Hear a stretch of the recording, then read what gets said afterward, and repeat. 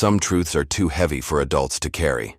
Lily Carson, a 10-year-old girl born to wealth and privilege, had everything money could buy, yet saw what her parents refused to acknowledge. Then a kind garbage man named Elijah made the grave error of accepting her birthday invitation. A wooden box.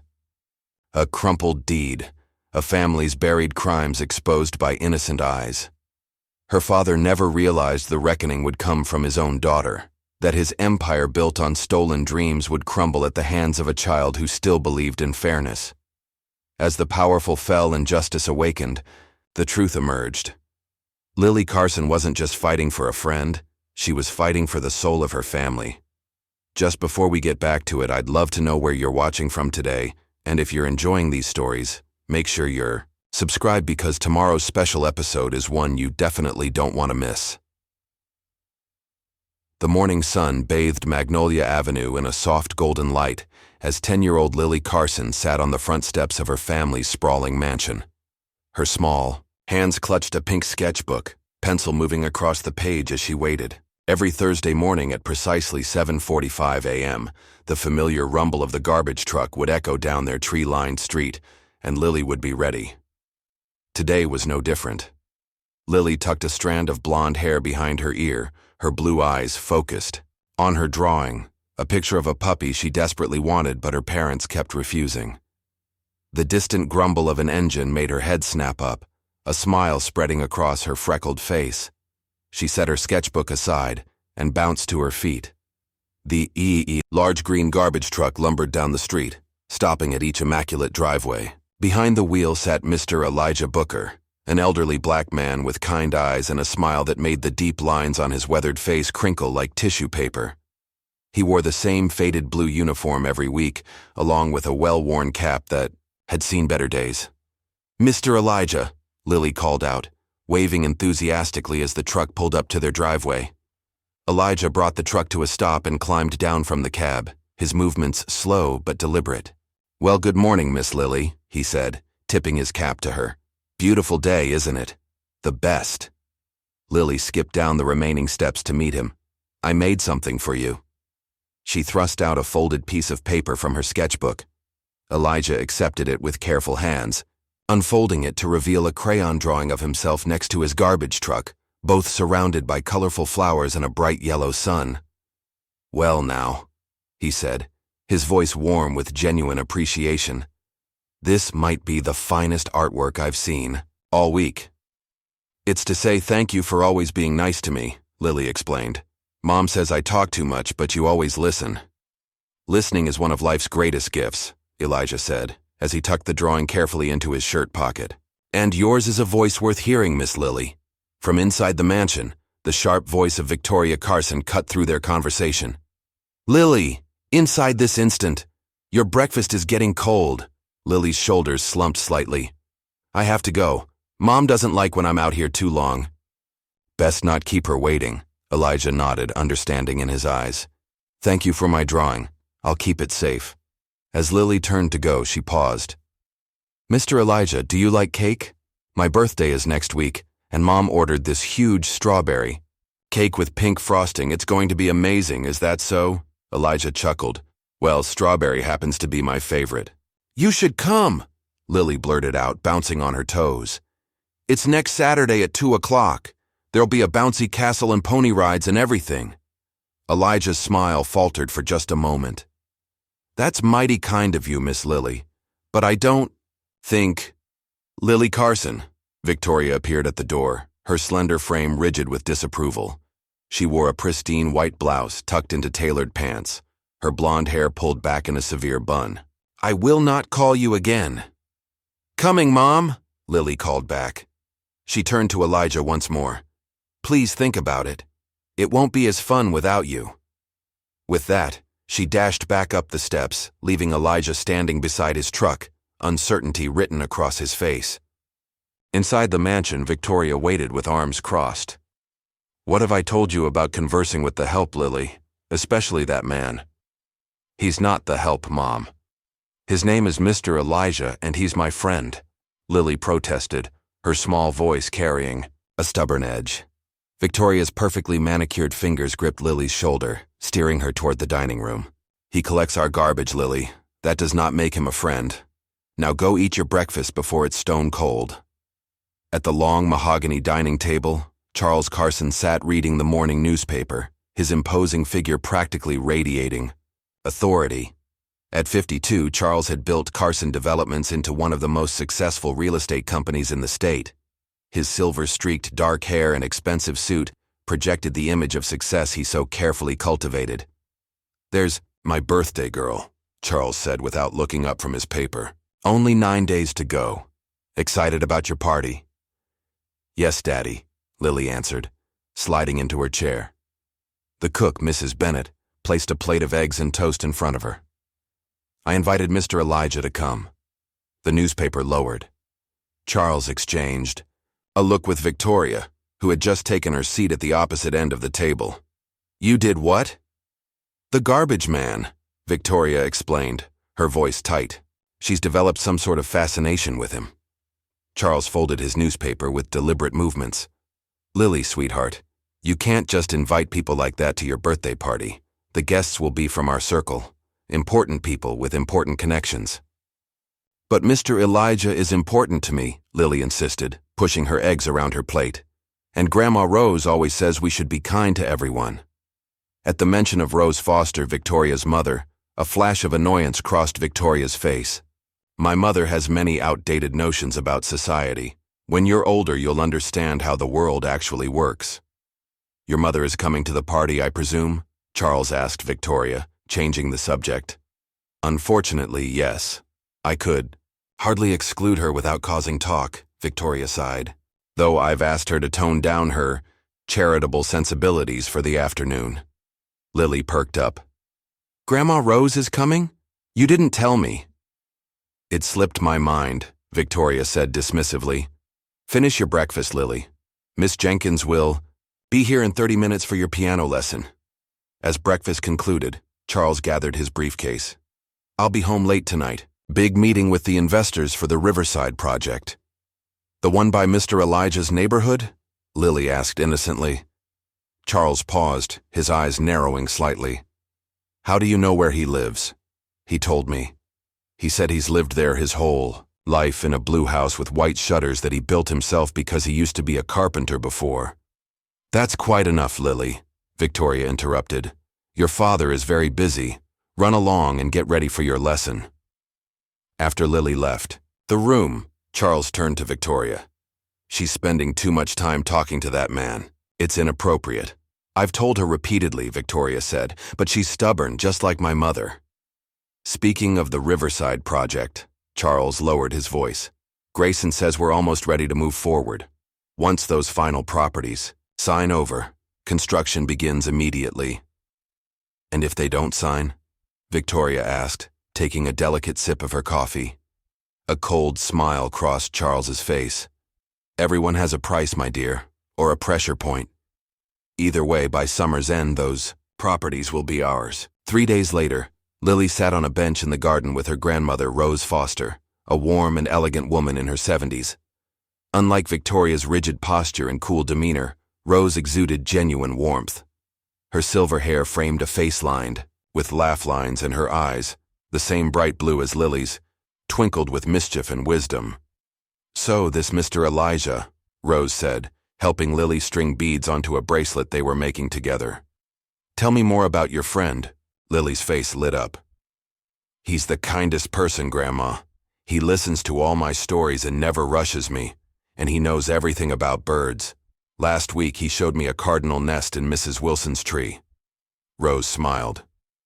"He sounds wonderful, sweetheart." "But Mom and Dad don't like when I talk to him," Lily confided, her voice dropping to a whisper. "Mom says he's beneath us, whatever that means. And yesterday, I heard Dad talking on the phone about Mr. Elijah's neighborhood, saying something about clearing out the undesirables." A shadow crossed Rose's face. "Your father's business dealings aren't always kind, Lily, but that doesn't mean you have to follow their example. Kindness matters more than money, though few in your parents' circle would agree." "That's why I invited Mr. Elijah to my party," Lily declared proudly. To show Mom and Dad that he's a good person. Rose hesitated. Lily, sweetheart, while your heart is in the right place, your parents might not react well to that. But you always say we should stand up for what's right, Lily pointed out. Yes, I do, Rose sighed, patting Lily's hand. Just be prepared that sometimes doing the right thing isn't easy. People can be resistant to change, especially people like your parents who have very fixed ideas about how the world should work. Later, that evening at dinner, Charles was unusually animated, describing his latest business triumph to Victoria, while Lily pushed food around her plate. The Riverside project is practically a done deal, Charles announced, cutting into his steak. Once we've secured the remaining properties, including that stubborn cluster near the old carpenter's shop, we'll begin demolition immediately. How are you handling the holdouts? Victoria asked, seemingly genuinely interested in her husband's business for once. Charles chuckled. Grayson found some discrepancies in the city's record-keeping. Apparently, several property deeds were improperly filed decades ago. A technical error, but enough to call ownership into question. And the courts will side with you? Victoria raised a perfectly sculpted eyebrow. With Judge Patterson presiding? Absolutely. He's been a loyal friend to Carson Developments for years. Charles took a sip of his wine.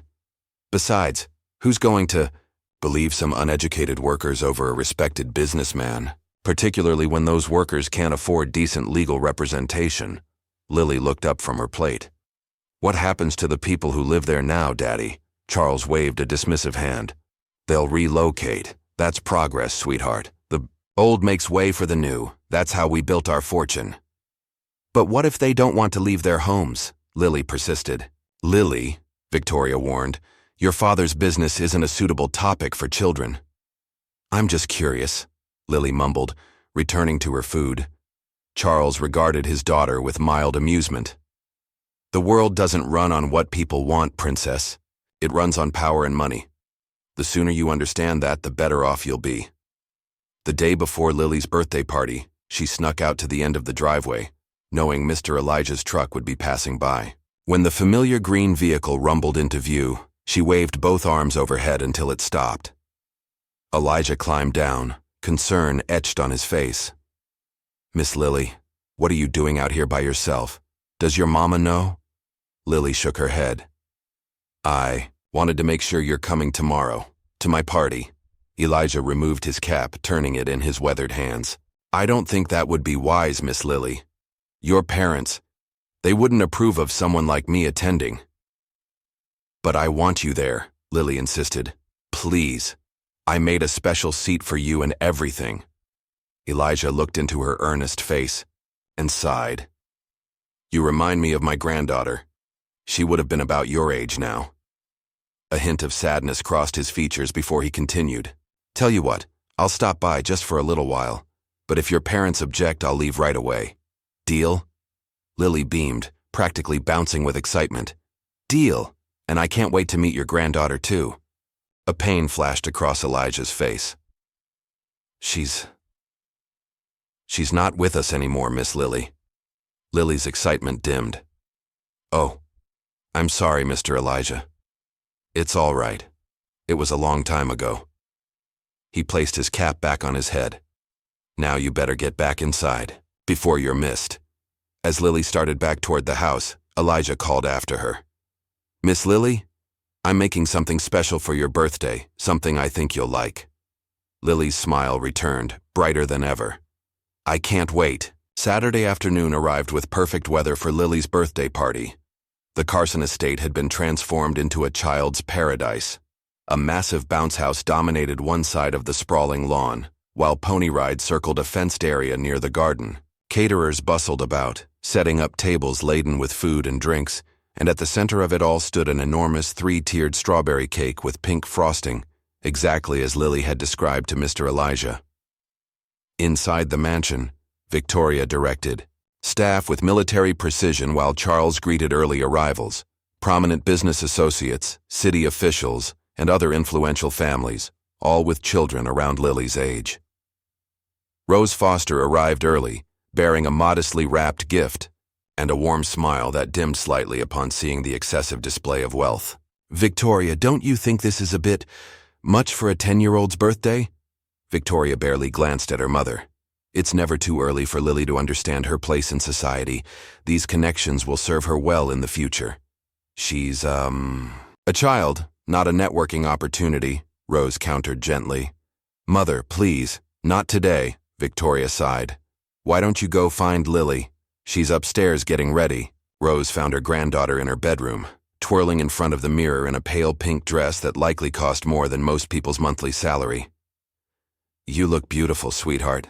Lily's face lit up. Grandma! She rushed over for a hug. Do you think Mr. Elijah will like my party? Rose blinked in surprise.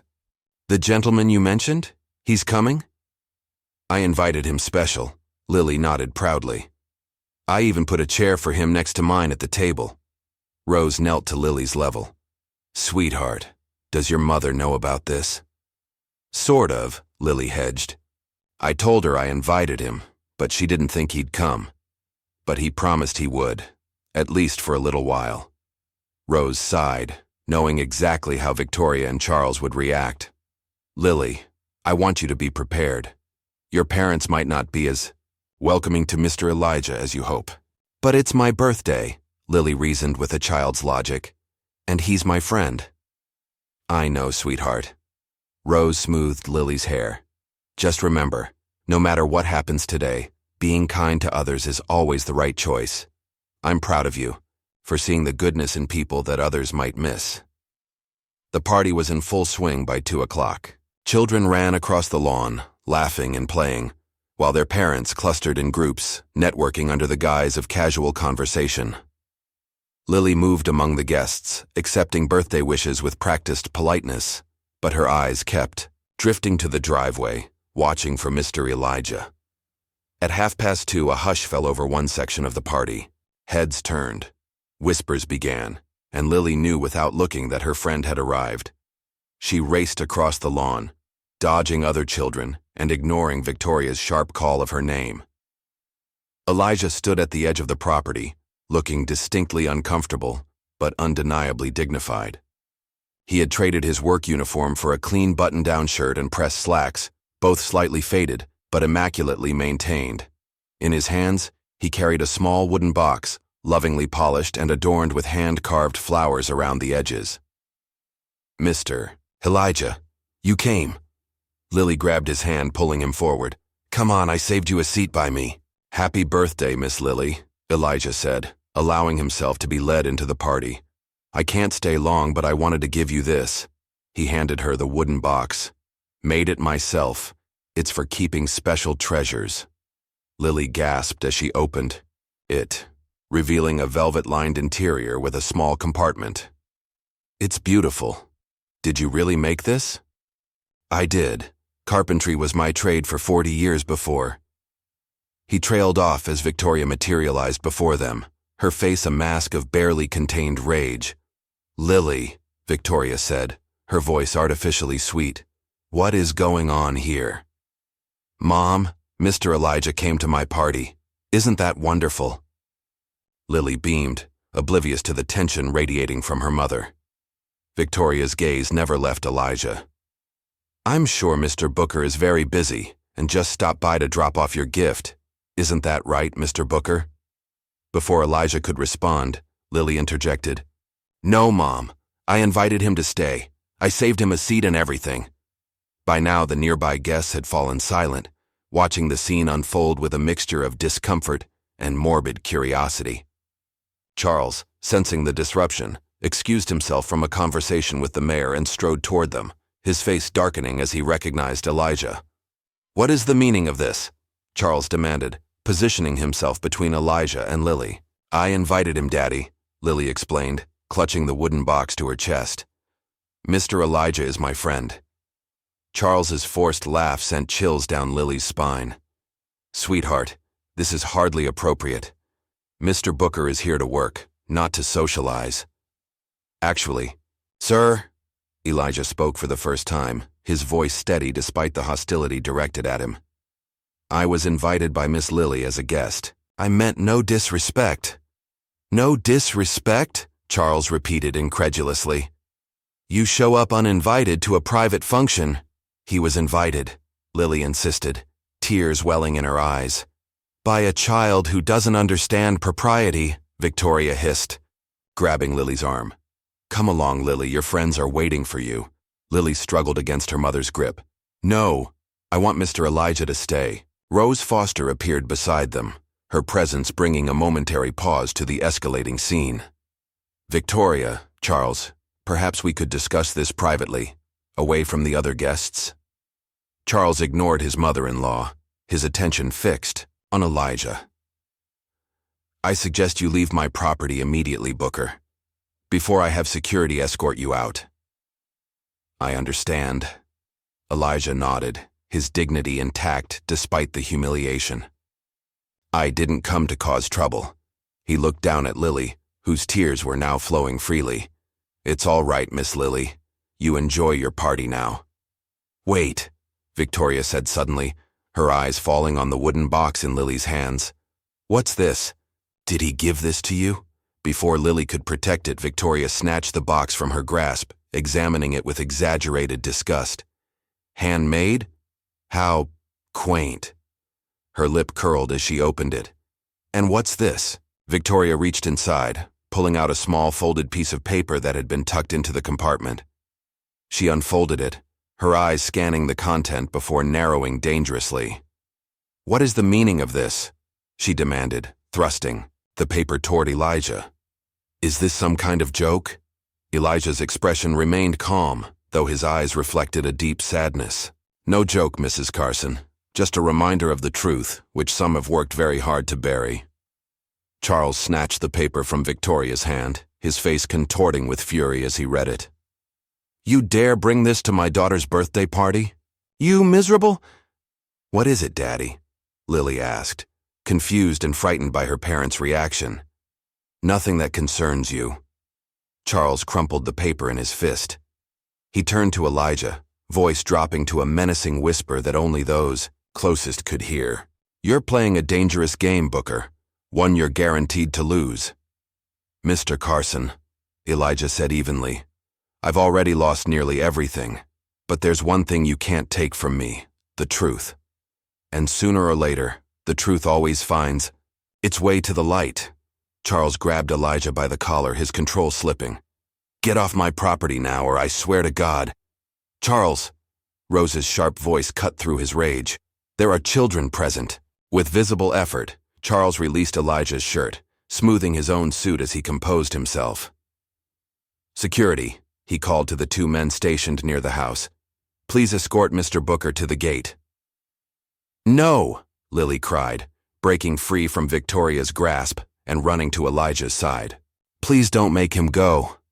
It's all right, Miss Lily, Elijah said gently, bending down to her level. Some parties aren't meant for everyone. You have a wonderful birthday now, you hear? And remember. He glanced meaningfully at the wooden box Victoria had discarded on a nearby table. Treasures aren't always what they seem. As security approached, Rose stepped forward. I'll walk Mr. Booker out. There's no need for this display. Charles started to object, but Rose fixed him with a look that, despite her age and smaller stature, brooked no argument. I insist. As Rose and Elijah walked toward the gate, Lily tried to follow, but Victoria gripped her arm firmly. Enough, Lily. You've caused quite enough of a scene for one day. He was just being nice, Lily sobbed. Why are you so mean to him? Victoria knelt, wiping Lily's tears with uncharacteristic gentleness. Darling, there are things you don't understand yet. People like Mr. Booker. They want what we have. They're jealous of our success. That's not true, Lily protested. He just wanted to give me a birthday present. A present with strings attached, Charles muttered, still clutching the crumpled paper. Victoria, take Lily inside to clean up. We can't have the birthday girl looking like this in front of our guests. As Victoria led her away, Lily looked back to see Rose and Elijah in deep conversation by the gate. Whatever they were discussing, both looked grave. Just before he left, Elijah glanced back at the party, his eyes finding Lily's for one brief moment. He gave her a small, sad smile and a nod, as if silently communicating something important. Inside the house, Victoria brought Lily to the bathroom to wash her face. "I don't understand why you're so attached to that man," Victoria sighed, dabbing at Lily's cheeks with a damp cloth. "Because he's kind to me," Lily said simply. "And he makes beautiful things with his hands, like my treasure box." Victoria's expression hardened. "Well, your father has disposed of that inappropriate gift. You'll have plenty of proper presents from our friends. What was on that paper, Mom? The one that made Dad so angry?" For just a moment, uncertainty flickered across Victoria's face. "Nothing important. Just nonsense meant to cause trouble.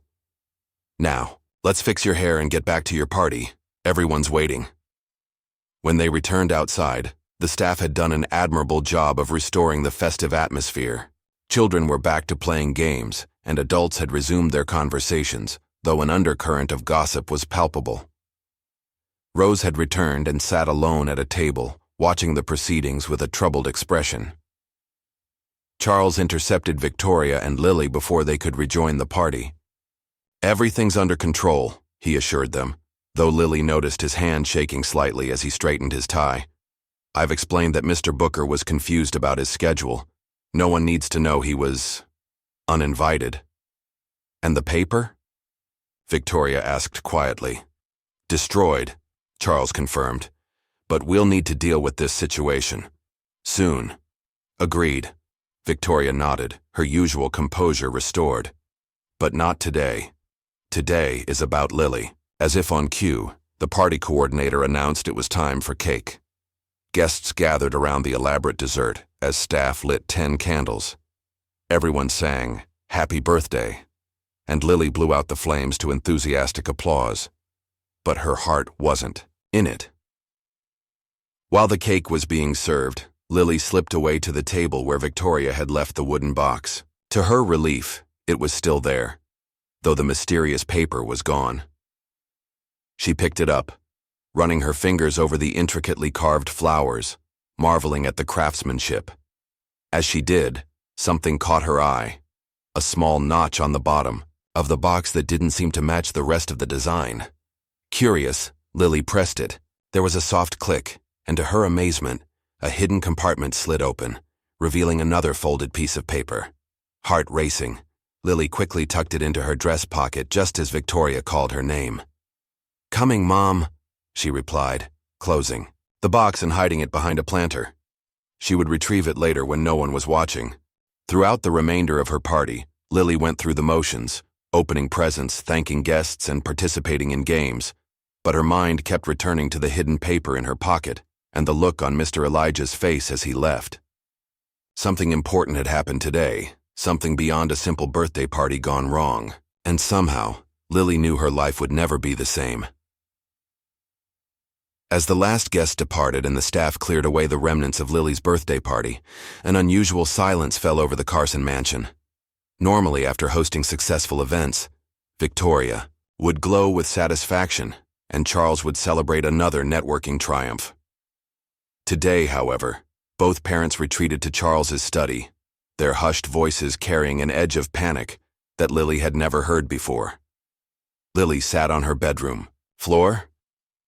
The carved wooden box opened beside her as she carefully unfolded the hidden papers she'd discovered. Unlike the document her father had confiscated, this one was smaller, a portion of what appeared to be an old property deed. The yellowed paper felt delicate between her fingers, and though much of the legal terminology confused her, a few things stood out clearly. Elijah Booker's name, an address on Maple Street in the Riverside neighborhood, and a date from 30 years ago. A soft knock on her door made Lily hastily fold the paper and tuck it under her pillow.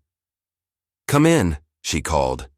Grandma Rose entered, carrying a small plate with a slice of birthday cake. "I thought you might want this," she said, setting the plate on Lily's nightstand.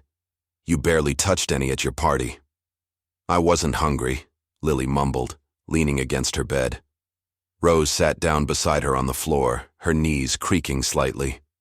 "That was quite a scene. Today." Lily's eyes filled with tears. "They were so mean to Mr. Elijah, Grandma, and for no reason. He just wanted to give me a birthday present." Rose wrapped an arm around Lily's shoulders.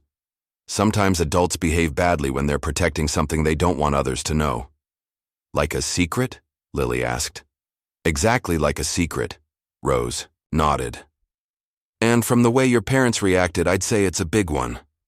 Lily hesitated, then reached under her pillow and pulled out the hidden paper. I found this inside Mr. Elijah's box. There's a secret compartment. Rose's eyes widened as she examined the document fragment. Oh my, she breathed. Lily, where's the box now? I hid it behind the planter on the patio. Dad said he threw it away, but he meant the first paper Mr. Elijah put inside. Rose returned the document to Lily. Keep this safe, sweetheart. I have a feeling it's very important. What does it mean, Grandma? It has Mr. Elijah's name on it. I think, Rose said carefully, it might be proof that Mr. Elijah once owned property in Riverside. Property your father is now claiming as his own for that big development project. Lily's forehead wrinkled in confusion. But how could Daddy take Mr. Elijah's property? Isn't that stealing? In the grown-up world, sweetheart, stealing sometimes wears a business suit and carries a briefcase. Rose sighed. Listen, I need to make a few phone calls. Why don't you get ready for bed? It's been a long day. After Rose left, Lily couldn't settle. Her mind kept returning to the confrontation at the party, to the rage in her father's eyes when he saw whatever was on that first piece of paper. Carefully, she crept out of her room and down the hallway toward her father's study. The door was slightly ajar, and Charles and Victoria's voices drifted out. Should have handled that filthy carpenter years ago, Victoria was saying. Now, he's making a scene at our daughter's birthday party. He's desperate, Charles replied, the ice in his scotch glass clinking as he paced. The final hearing is next week. Once Judge Patterson rules in our favor, Booker and the rest of them will have no legal recourse. And if he shows that document to someone who actually listens, that torn-up deed? It's incomplete, Charles dismissed. Besides, without the original records from the county assessor's office, which mysteriously disappeared in that convenient fire last year, it's just the ramblings of a disgruntled old man. And Grayson? Victoria asked. Can he be trusted to keep quiet about his role in all this? The mere mention of the name made Lily lean closer to the door. Mr. Grayson was her father's business partner, a tall, thin man with cold eyes who always gave Lily candy she wasn't allowed to eat. Grayson knows which side his bread is buttered on, Charles scoffed. Besides, he's in too deep himself. If I go down, he goes down harder. Victoria's voice lowered. And what about your mother-in-law? She seemed awfully friendly with Booker as she escorted him out. Rose? Charles laughed dismissively. She's a bleeding heart with no real influence. What could she possibly do? She has friends in the Historical Society, Victoria pointed out. People who might care about the original deeds to properties in Riverside. A heavy silence followed, broken by the sound of Charles setting down his glass with force. I'll have Grayson pay her a visit. Remind her of the generous allowance we provide, and how quickly that could disappear if she involves herself in matters that don't concern her. Lily gasped, then immediately clapped her hand over her mouth. But it was too late. The conversation inside the study stopped abruptly. Did you hear something? Victoria asked sharply. Heart pounding, Lily darted back down the hall and around the corner just as the study door swung open. She pressed herself against the wall, hardly daring to breathe as her father's heavy footsteps moved in her direction, then paused. Probably just the staff, Charles finally said, his voice fading as he returned to the study. Lily didn't wait to hear more. She crept back to her room, her mind racing with what she'd overheard. Her parents were planning something bad, something that involved Mr. Elijah's home and Grandma Rose. But what could she, a 10-year-old girl, possibly do about it? The answer came to her as she spotted the wooden box she'd retrieved from the planter and hidden under her bed. Mr. Elijah had given it to her for a reason. The hidden compartment, the torn deed. They were clues. He was trying to tell her something important, something her parents didn't want anyone to know. That night, Lily barely slept. She kept the wooden box close, one hand resting on it as if to protect it from being taken away. When morning finally came, she had made a decision. She needed to find Mr. Elijah and learn the whole truth. Sunday morning dawned bright and clear. At breakfast, Charles announced he had an emergency meeting at the office and would be gone most of the day. On a Sunday? Rose questioned, buttering her toast with deliberate slowness. The business world doesn't observe weekends, Mother, Victoria replied coldly. Some of us have real responsibilities. Indeed, Rose murmured, exchanging a quick glance with Lily. After breakfast, Victoria retreated to her home office to review plans for an upcoming charity gala, leaving Lily ostensibly in the care of Mrs. Bennett, the housekeeper. But Mrs. Bennett was busy directing the staff in cleaning up the last of the party decorations, giving Lily the perfect opportunity to slip away to the garden with Rose. "Grandma," Lily whispered once they were seated on a bench far from the house, "I heard Mom and Dad talking last night. They said mean things about Mr. Elijah, and about you too." Rose's expression remained calm, but her eyes sharpened. "Did they? Now? What sort of things?" Lily relayed what she'd overheard, the missing records, the upcoming hearing, the threats against Rose's allowance. As she spoke, her grandmother's face grew increasingly troubled. "I suspected as much," Rose sighed. When Lily finished, "Your father's Riverside project has always seemed irregular to me. Now I understand why. What's happening, Grandma? Why is Dad being so mean to Mr. Elijah?" Rose considered her words carefully. "Your father wants to build expensive new houses where old ones currently stand. To do that, he needs the people living there to leave. Some agreed to sell their homes, but others, like Mr. Elijah, have refused." "So Dad's trying to force them out?" Lily asked, her young face scrunching in concentration. "It appears he's found a way to question whether they ever truly owned their homes in the first place," Rose explained. "It's complicated, sweetheart, and not very honest." "We need to help Mr. Elijah," Lily declared. "He needs to know about the paper I found." Rose placed a gentle hand on Lily's arm. "This is a very serious situation, Lily. Your parents would be furious if they knew you were involved. Perhaps you should let me handle this." But Lily shook her head firmly. "Mr. Elijah is my friend, Grandma. He trusted me with his special box. I need to help him." After a long moment, Rose nodded. "You have your grandfather's sense of justice. He would be proud." She checked her watch. "I need to make some calls. Why don't you go inside for a while? We'll talk more this afternoon." Reluctantly, Lily returned to the house. As she passed the kitchen, she overheard Mrs. Bennett talking to one of the maids, their voices low but clear. "Saw it with my own eyes," Mrs. Bennett was saying. "Poor Mr. Booker, humiliated in front of all those fancy folks. And now I hear Mr. Carson is sending Grayson to handle the situation this afternoon." "What does that mean?" the maid asked nervously. "Nothing good," Mrs. Bennett replied grimly. "Last time Grayson handled something for Mr. Carson, the Thompson family's apartment mysteriously caught fire the next day." Lily's blood ran cold. Without thinking, she burst into the kitchen. "Mrs. Bennett, is Mr. Elijah in danger?" Both women jumped, exchanging guilty looks. "Miss Lily," Mrs. Bennett recovered quickly, "you shouldn't be eavesdropping on adult conversations." "Please," Lily begged, "I need to know where Mr. Elijah lives. I have to warn him." "Now, child," Mrs. Bennett said gently, "this isn't something for you to worry about. Why don't you go practice your piano until lunchtime?" But Lily stood her ground, her small hands balled into fists at her sides. "Mr. Elijah is my friend. If something bad happens to him because of my dad, it'll be my fault too." Mrs. Bennett's stern expression softened. She glanced at the doorway to make sure no one else was listening, then knelt to Lily's level.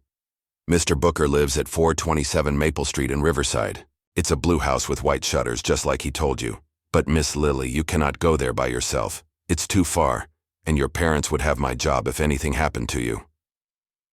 "I won't," Lily lied, her mind already racing ahead.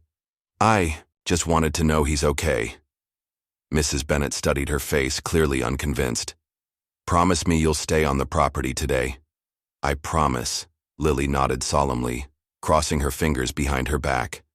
As soon as she could slip away unnoticed, Lily ran back to the garden to find Rose, but her grandmother was nowhere to be seen. A staff member informed her that Mrs. Foster had left to run errands and would return in a few hours. Lily's heart sank. She couldn't wait that long, not if Mr. Grayson was headed to Elijah's house that afternoon. Taking a deep breath, she made a decision that she knew would get her into more trouble than she'd ever been in before. She packed the wooden box and the hidden document in her backpack, along with a water bottle and some cookies from the kitchen. Then, while Victoria was on a conference call and the staff was busy with the party cleanup, Lily slipped out the side gate and headed toward the bus stop at the end of their street. Lily had never taken a public bus by herself before, but she'd ridden them with Rose on their occasional adventure days downtown. She knew she needed the number 16 bus to reach Riverside, and she had $5 in birthday money tucked into her pocket. Her heart pounded as she climbed aboard, trying to act like this was perfectly normal. "Riverside, please," she told the driver, her voice surprisingly steady as she handed over her money. The driver raised an eyebrow but said nothing as he gave her the change. Lily chose a seat near the front and clutched her backpack to her chest, trying to ignore the concerned looks from other passengers. A middle-aged woman sat down beside her. "Are you traveling alone, sweetheart?" the woman asked kindly. Lily had prepared for this. "My grandma is meeting me at the Riverside stop," she explained. "She lives in the blue house on Maple Street." The woman seemed satisfied with this answer and returned to her book.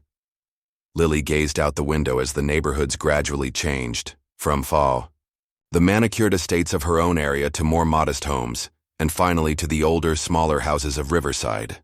When the bus reached her stop, Lily thanked the driver and stepped off, momentarily overwhelmed by the unfamiliar surroundings. Riverside wasn't at all like the rundown neighborhood her parents had described. The homes were older, yes, but most were well-maintained, with flourishing gardens and children playing in the yards.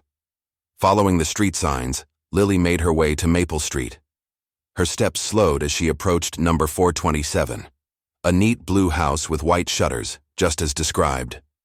The front yard featured a small vegetable garden and a workshop off to one side, likely where Mr. Elijah practiced his carpentry. Gathering her courage, Lily walked up to the front door and knocked. Long moments passed with no answer.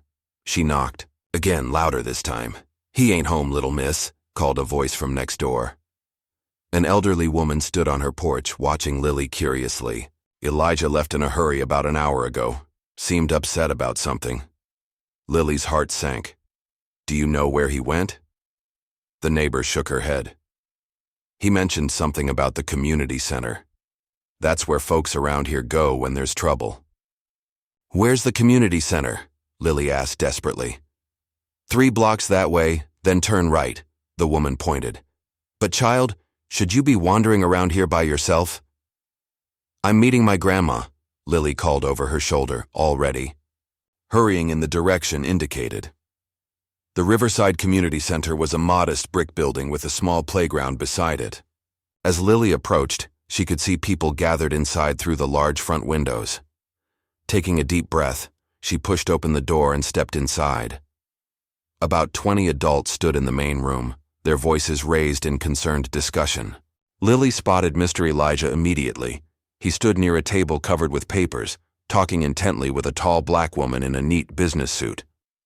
Neither noticed Lily's entrance, but another familiar face did. "Lily Carson?" Grandma Rose's shocked voice cut through the conversation as she stepped forward from the group. "What on earth are you doing here, and alone?" The room fell silent, all eyes turning to the small blonde girl in the doorway. Elijah's face registered disbelief, then concern. "Miss Lily? How did you get here?"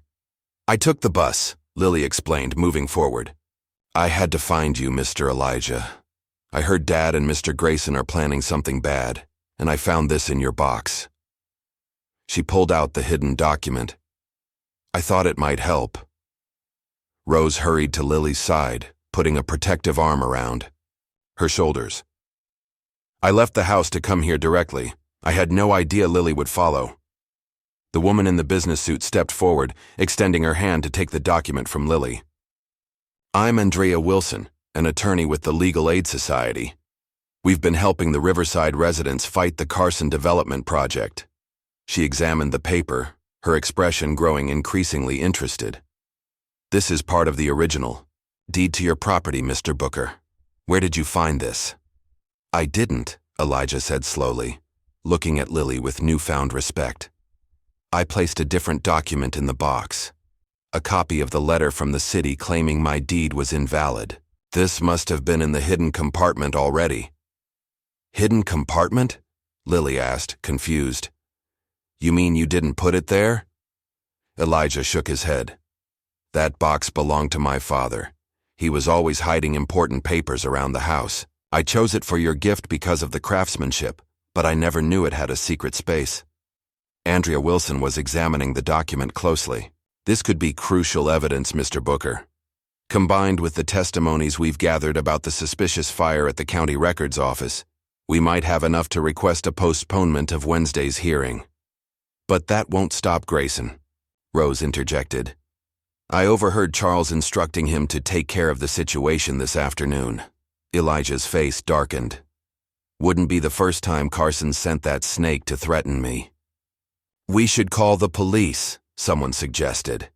And tell them what? Another voice countered. That we have a bad feeling? The police in this town don't help people like us against people like Carson. Lily, feeling overwhelmed by the adult conversation, tugged on Rose's sleeve. Grandma, I'm scared. What's going to happen to Mr. Elijah? Rose knelt down to Lily's level. We're going to help him, sweetheart. But first, I need to call Victoria and let her know you're safe. She's probably frantic by now. As if on cue, Lily's name was called from the doorway. She turned to see Mr. Grayson standing there, his thin face stretched in what was clearly meant to be a reassuring smile but came across as predatory. There you are, Lily, he said smoothly. Your mother is beside herself with worry. I've been sent to bring you home. The atmosphere in the community center shifted instantly. Several men moved protectively toward Elijah, while Andrea Wilson stepped forward, placing herself between Grayson and the group. Mr. Grayson, she acknowledged coolly. This is a private meeting. Grayson's smile didn't waver. I'm only here for the child. Mrs. Carson reported her missing over an hour ago. The police have been notified. His gaze settled on Rose. Though I'm sure they'll be interested to learn that her grandmother was involved in her unauthorized excursion. Rose stood tall despite being several inches shorter than Grayson. I had no knowledge of Lily's plans. I came here independently to offer my support to the Riverside residents. A touching sentiment, Grayson sneered. I'm sure Charles will be fascinated to hear about your divided loyalties. He turned to Lily, his voice artificially sweet. Come along, Lily. Your parents are waiting. Lily shrank back against Rose. I don't want to go with him, Grandma. Lily stays with me, Rose stated firmly. I'll call Victoria, myself, and arrange to bring her home. Grayson's pleasant facade slipped momentarily. That's not acceptable. I have my instructions. Your instructions? Andrea echoed, her voice sharp. Let's be clear, Mr. Grayson. You have no legal authority to take this child anywhere. If Mrs. Foster, as her grandmother, says she'll return Lily to her parents, that's the end of the matter. For a tense moment, Grayson seemed to calculate his options, his cold eyes moving from Rose to Lily to Andrea. Finally, he offered another, insincere smile. Very well, but Charles won't be pleased about this delay. He pointed at Elijah. And you should know, Booker, the hearing date has been moved up. Judge Patterson will rule on the property claims tomorrow morning, not Wednesday. A ripple of dismay went through the room. That's not possible, Andrea protested. We weren't notified of any change. An administrative oversight, I'm sure, Grayson replied without concern. The courthouse opens at 8 a.m., Ms. Wilson. I suggest you be prompt. With that parting shot, he turned and left the center, but not before giving Lily a look that sent shivers down her spine. Once he was gone, the room erupted in anxious conversation. Andrea immediately pulled out her phone, stepping away to make urgent calls. Elijah sank heavily into a chair, the weight of this new setback evident in his posture. They're rushing the hearing because they know we've found evidence, Rose said, her voice tight with anger.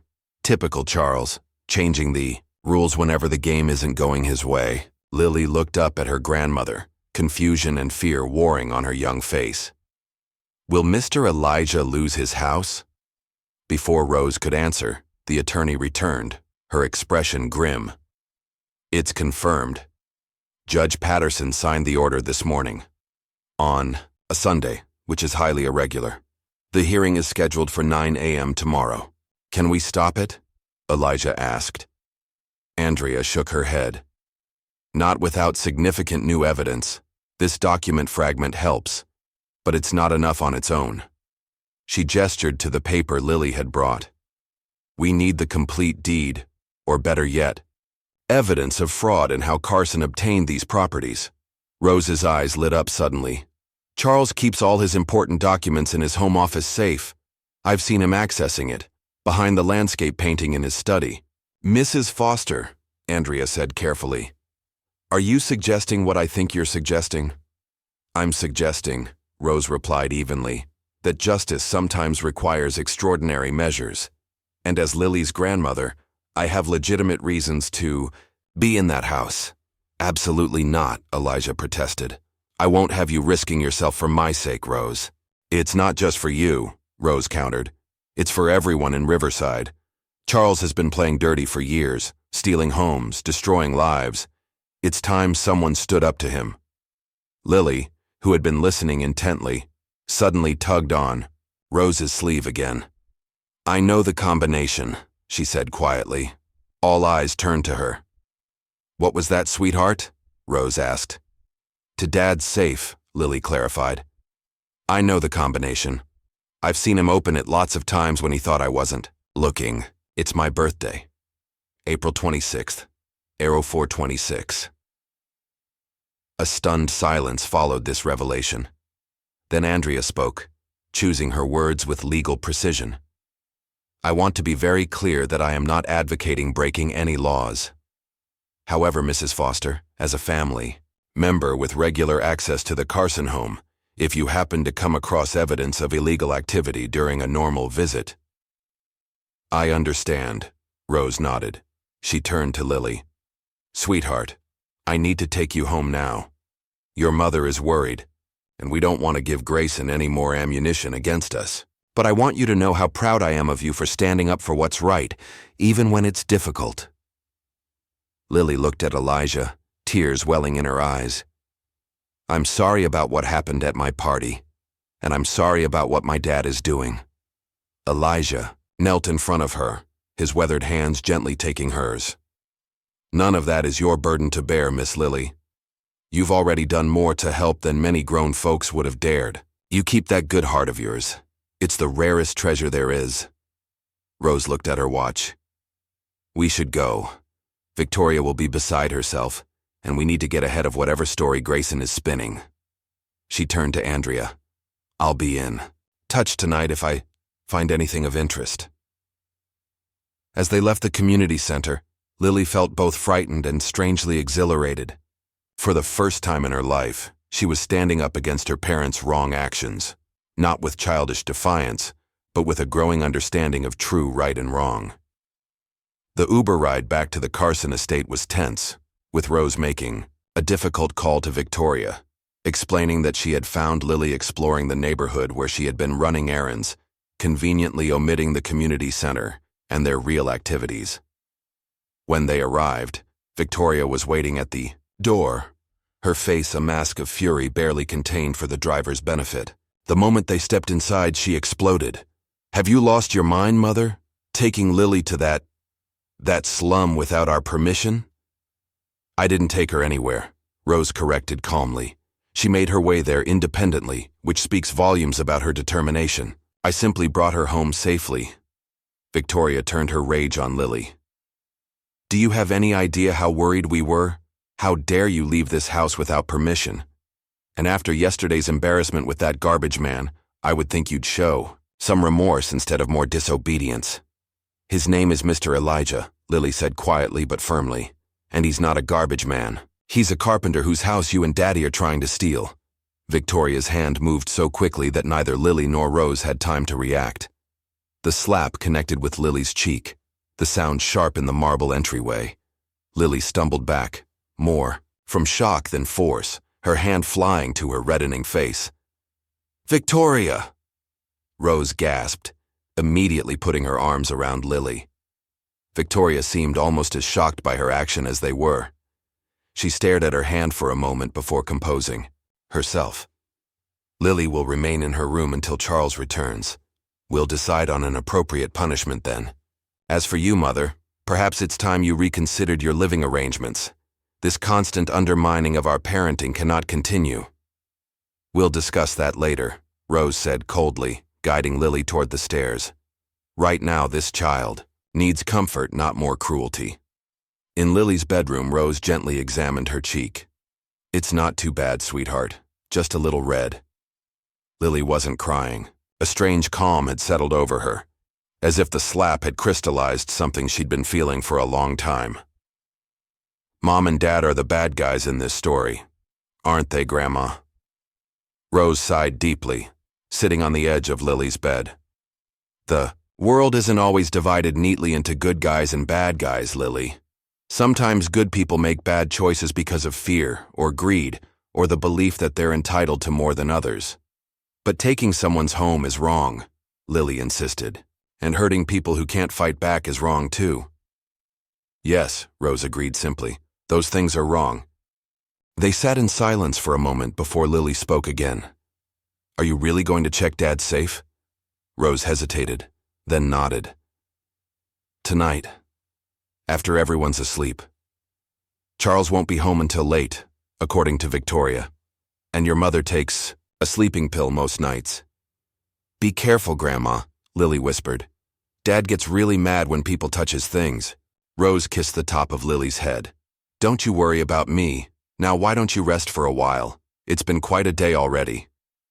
After Rose left, Lily didn't rest. Instead, she sat by her window, watching the shadows lengthen across the perfectly maintained lawn as evening approached. She thought about Mr. Elijah's quiet dignity, about the small blue house that meant everything to him, about the wooden box that had accidentally revealed a long-hidden truth. Around 7 o'clock, Mrs. Bennet brought up a tray with dinner, her expression sympathetic. "Your mother says you're to eat in your room tonight," she explained, setting down the tray. "Thank you, Mrs. Bennet," Lily said politely.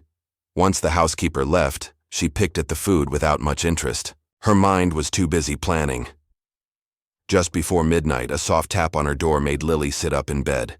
She hadn't been sleeping, just waiting. Rose slipped inside, her expression tense but determined. "Everyone's asleep," Rose whispered. "I'm going to check the safe now." "I'm coming with you," Lily announced, already sliding out of bed.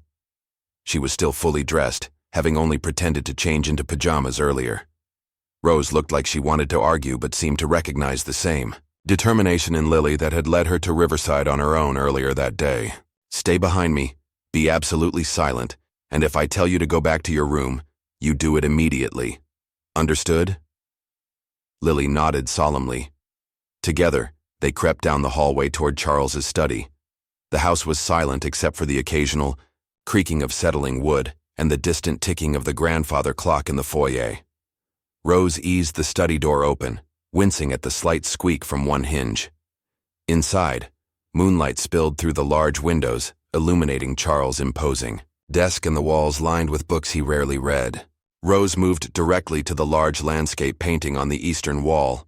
A dramatic sunset over mountains that Charles had often boasted was painted by a famous artist. With Lily's help, they carefully lifted the painting away from the wall, revealing the wall safe behind it. Lily leaned forward, her small fingers turning the dial with practiced precision. Left to 4, right to 2, left to 6. There was a soft click, and the safe door swung open. Inside were stacks of documents, a small velvet bag that likely contained Victoria's most valuable jewelry, and a thick manila envelope labeled Riverside Confidential. Rose removed this last item, her hands trembling slightly as she opened it on Charles's desk. "Shine my phone on these," she instructed Lily, handing over her cell. "I need to see what we're dealing with." As Lily held the light, Rose leafed through document after document, her expression growing increasingly troubled. Original deeds, forged transfer papers, payoffs to city officials. My God, it's all here. He documented everything. Is it enough to help Mr. Elijah? Lily whispered. More than enough, Rose confirmed, quickly using her phone to photograph key pages. This proves your father falsified documents to claim properties that had been in black families for generations. He even... She stopped suddenly, her face paling as she read one particular document. Oh, Charles, what have you done? Before Lily could ask what she'd found, a sound from the hallway froze them both. Footsteps, heavy and deliberate, approaching the study. Charles was home early. Rose quickly stuffed the documents back into the envelope, but before she could return it to the safe, the study door swung open. Charles stood in the doorway, still in his business suit, his face hardening as he took in the scene before him, his mother-in-law and daughter caught red-handed at his open safe. Well, he said, his voice deadly quiet. Isn't this interesting? Time seemed to freeze as Charles stood in the doorway, his imposing figure silhouetted against the hallway light. His eyes moved deliberately from Lily to Rose, then to the manila envelope in his mother-in-law's hands. Put that down, he commanded, his voice unnervingly calm. Now. Rose straightened her shoulders, her grip on the envelope tightening. I know what you've done, Charles. These documents prove you've stolen homes from innocent people through forgery and fraud. Charles stepped fully into the study, closing the door behind him. Those are confidential business papers that you have no right to access. I could have you arrested for breaking into my safe. I didn't break in, Rose countered. Lily opened it at my request, and as a regular resident of this house I'd hardly be charged with breaking and entering. Grandma, Lily whispered urgently, tugging at Rose's sleeve. The tension in the room was suffocating. Charles's eyes locked onto his daughter, something dangerous flickering in their depths. Lily, go to your room. This is between your grandmother and me. No, Daddy. Lily's voice shook but held firm. I know what you're doing to Mr. Elijah and his neighbors. You're taking their houses and it's wrong. A flash of genuine surprise crossed Charles's face. This isn't about right and wrong, Lily. It's about business, progress, concepts you're too young to understand. I understand enough, Lily replied. You're hurting people I care about, Charles scoffed, turning his attention back to Rose. This is your influence, I presume? Filling her head with nonsense about justice and equality? Teaching my daughter to spy on her own father? She came to these conclusions on her own, Rose said. Children have a remarkable sense of fairness, Charles, something adults like you seem to lose along the way. With deliberate steps, Charles moved to his desk and pressed a button on the underside. I've just activated the silent alarm. Security will be here in moments. Your choice, Rose. Hand over those documents and leave this house tonight, or I'll have you removed forcibly and press charges. Rose didn't flinch. And I'll go straight to the district attorney with copies of these documents that prove you've committed serious fraud. Even your friends in high places can't protect you from this level of criminal evidence. Charles's confident expression faltered. You're bluffing. You haven't had time to make copies. Rose held up her phone. Digital age, Charles. Every incriminating. Pages already uploaded to my cloud storage. The sound of hurried footsteps in the hallway announced the arrival of the security team. Charles raised a hand, signaling them to wait outside. What do you want? He asked, his voice tightly controlled. Cancel tomorrow's hearing, Rose replied immediately. Return the properties to their rightful owners, with compensation for damages, and leave Elijah Booker alone, permanently, Charles laughed, though there was no humor in it. You're asking me to throw away millions of dollars and years of work, not to mention admit to illegal activities that would destroy my reputation, and possibly land me in jail. I'm asking you to do the right thing for once in your life, Rose said quietly, before it's too late. Lily watched this exchange with wide eyes, her heart pounding so loudly she was sure everyone could hear it. She'd never seen her father backed into a corner before, had never imagined her grandmother could stand up to him so fearlessly. Charles was silent for a long moment, calculation evident in his eyes. Finally, he spoke. I need those original documents. The copies you can keep. They're useless without the originals to verify them. And why would I agree to that? Rose asked. Because I'll give you what you want. Most of it anyway. I'll postpone tomorrow's hearing indefinitely. I'll negotiate fair settlements with the Riverside property owners who want to sell. Those who don't, including your friend Booker, can keep their homes. Rose studied him skeptically. And we're supposed to trust you'll honor this arrangement? You'll have the copies as insurance, Charles pointed out. If I renege, you can still expose me. I want it in writing, Rose insisted. Signed and notarized first thing tomorrow morning. Charles glanced at his watch. It's nearly 1 a.m. Where exactly do you propose we find a notary at this hour? My friend Helen is a notary, Rose replied smoothly. And she owes me a favor. I'll call her now, and she'll meet us at the community center in Riverside in 1 hour. Charles's face darkened with barely suppressed fury.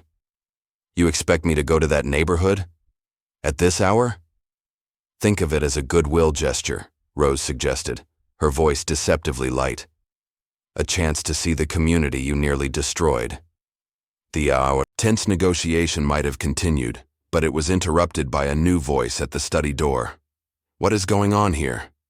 Victoria stood in the doorway, her silk robe wrapped tightly around her, expression fluctuating between confusion and anger. Charles? Mother? Why is Lily out of bed? In the momentary distraction, Charles lunged forward, grabbing the manila envelope from Rose's hands. Your mother has been snooping through my business files, he told Victoria, and apparently teaching our daughter to do the same.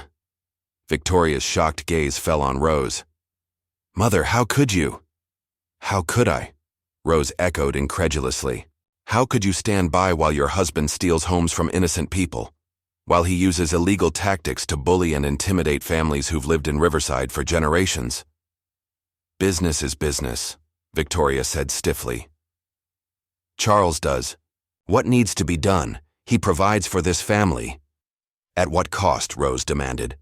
Look at your daughter, Victoria. Look at the moral compass she's developing despite your example.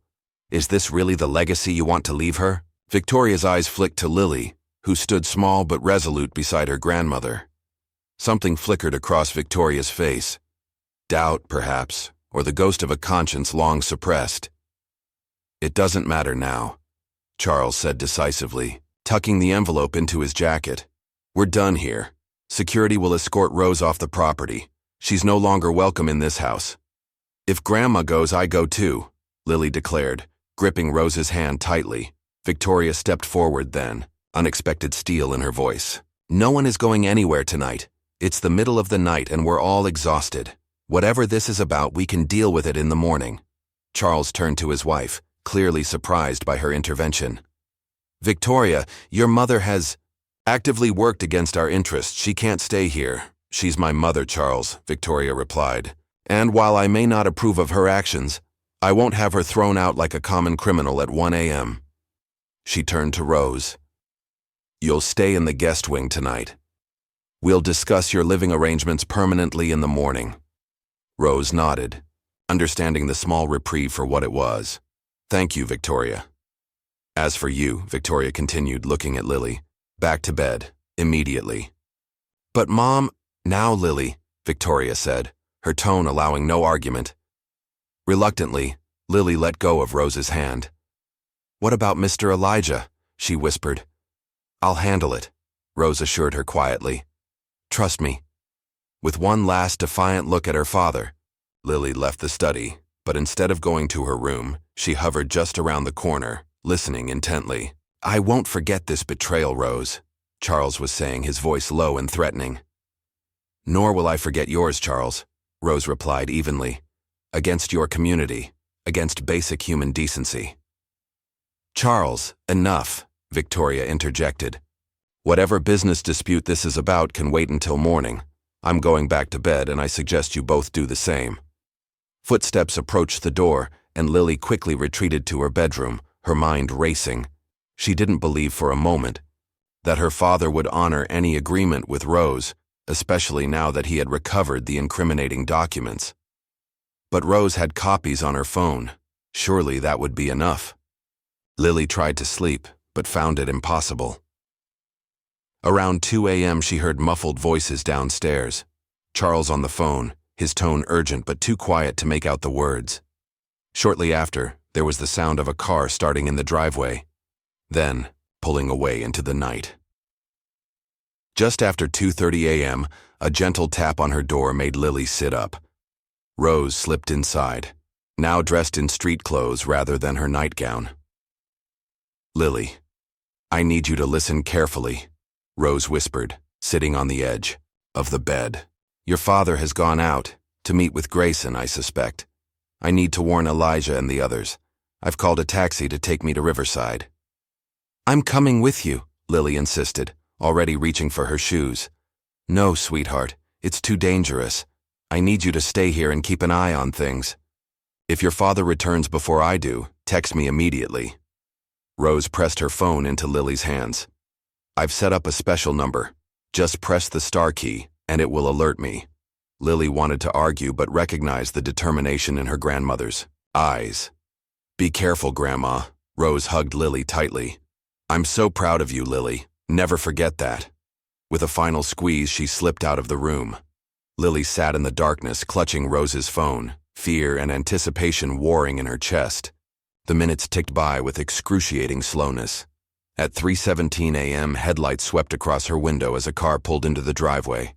Lily rushed to look out and saw her father's sleek black sedan. He was back already. Her finger hovered over the star key, ready to warn Rose, when she noticed something odd. Charles wasn't alone. Another car pulled in behind his, a nondescript gray sedan she'd seen before. Mr. Grayson's car. Heart pounding, Lily pressed the alert button and then crept to her door, opening it just enough to hear what was happening downstairs. Charles and Grayson's voices drifted up, tense and urgent. "Need to move tonight," Charles was saying, "before she has a chance to make her claims public." "The old train yard is isolated enough," Grayson replied. "We can make it look like an accident. These older neighborhoods have so much crime these days." A cold fear gripped Lily's heart. They were talking about hurting someone. Mr. Elijah? Grandma Rose? She needed to do something, but what could a 10-year-old girl do against two grown men with such terrible intentions? The answer came to her suddenly.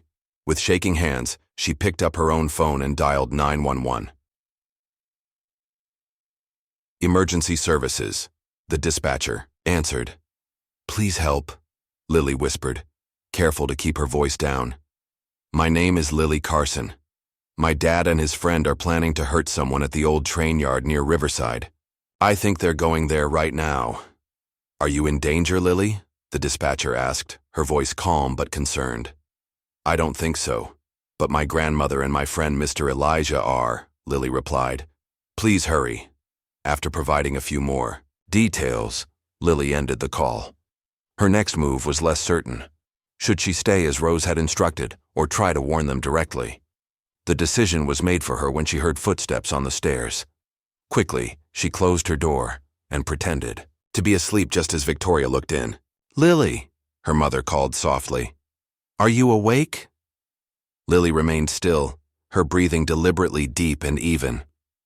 After a moment, Victoria closed the door and moved on, presumably checking other rooms. Once she was sure Victoria was gone, Lily slipped out of bed and changed into jeans and a sweatshirt. If her parents wouldn't do the right thing, she would. Somehow she needed to get to the train yard. The old Riverside train yard had been abandoned for nearly 2 decades.